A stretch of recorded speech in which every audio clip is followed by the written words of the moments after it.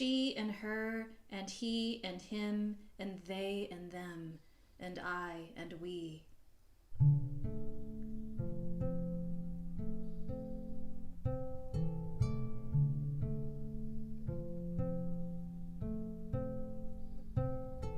An unmarried girl from mainland China is murdered, her remains refused out of custom by her own people. Old country traditions making the some parts of her lived life somehow smaller. Unspoken norms I swear to resist. Strangers collect her body in Kennesaw, Georgia, 2 weeks after her bullet-ridden corpse remained unclaimed from the morgue. 12 times a year, she sent money home to build more rooms, a bigger house for her mother, brother, clan.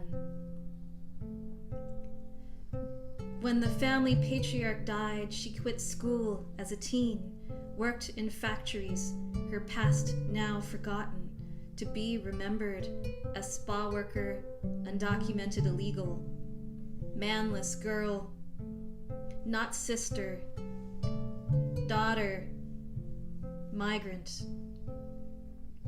Model parents will frighten their children, point to her example as who not to be, the risks of going too far, forsaking a husband, breaking with belief.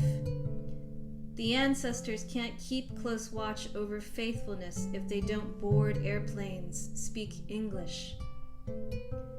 Her voice was loud and direct like a male. She behaved like an improper daughter, with the freedoms of a man, with the liberties of those that are given immortality, not realizing.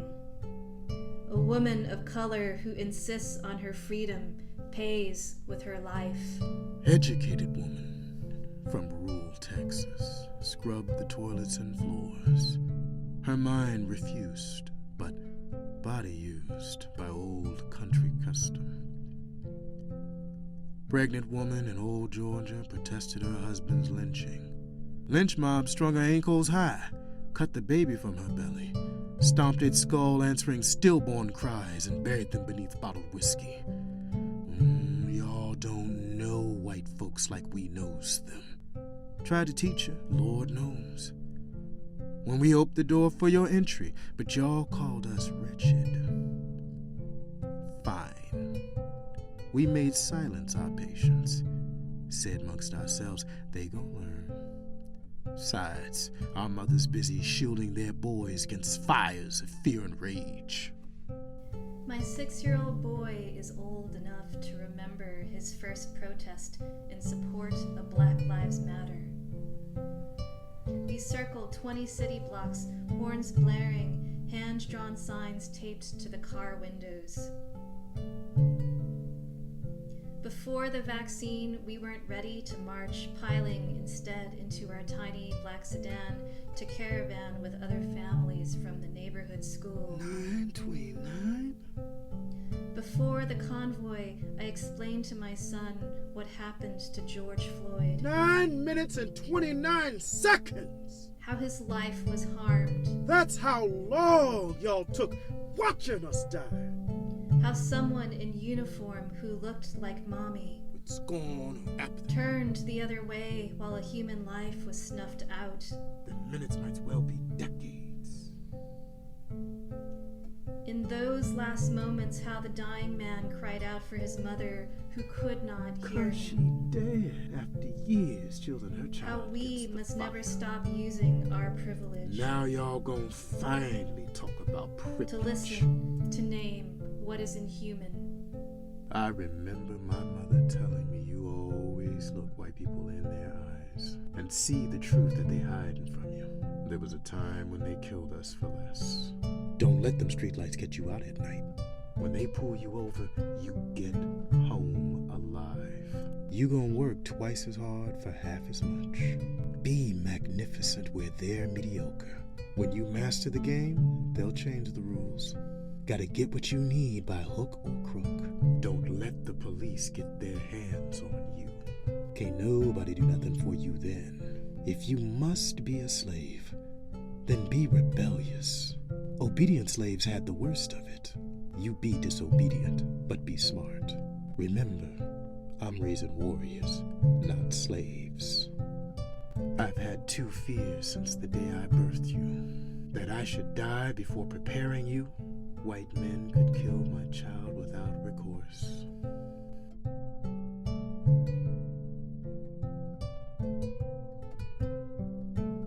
They came with their vision for a better future, my parents, like so many Chinese before them.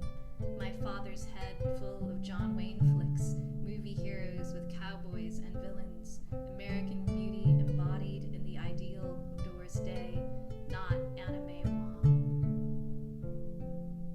When I warn them both of the uptick in violence, I know they will say they have outlived world wars, martial law, poverty, and debt collectors. These crimes happen 20 miles away to other Asians in some other part of town. Other Asians say the shooter slipped through the cracks, mental illness, one bad apple. Because to admit the structures of hate are so much larger than any one of us is to erase the fantasy that a better life was ever available to us beyond a dream. Our stories acted out by people that look and sound nothing like us.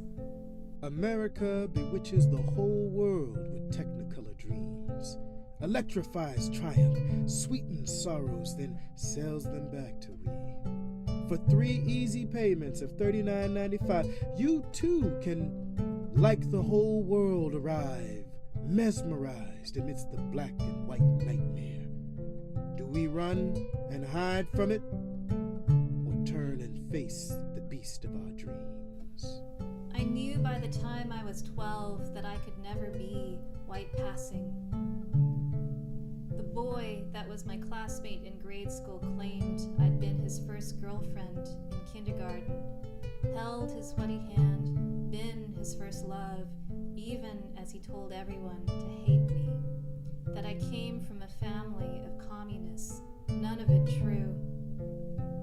We felt sorry for you, he stated, as I looked for some sign of alliance in his white mother, his Mexican father, because he bore a name that marked him as different too, whether or not he spoke the language of his antecedents.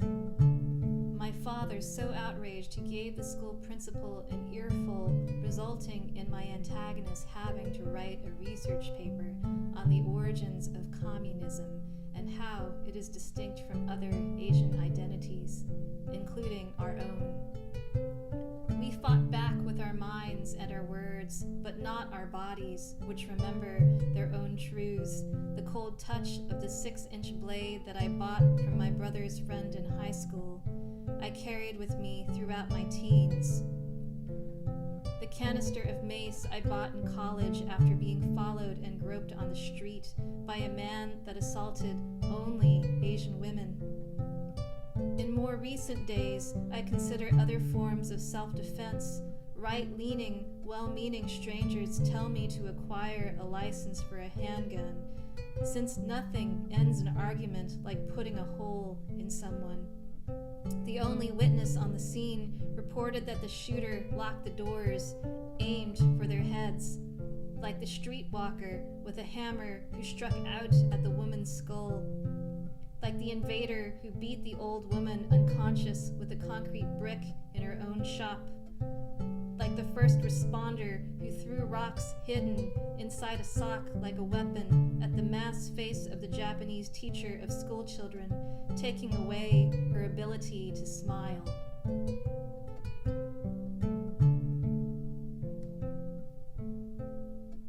These days we choose to keep our kids away from school. I am.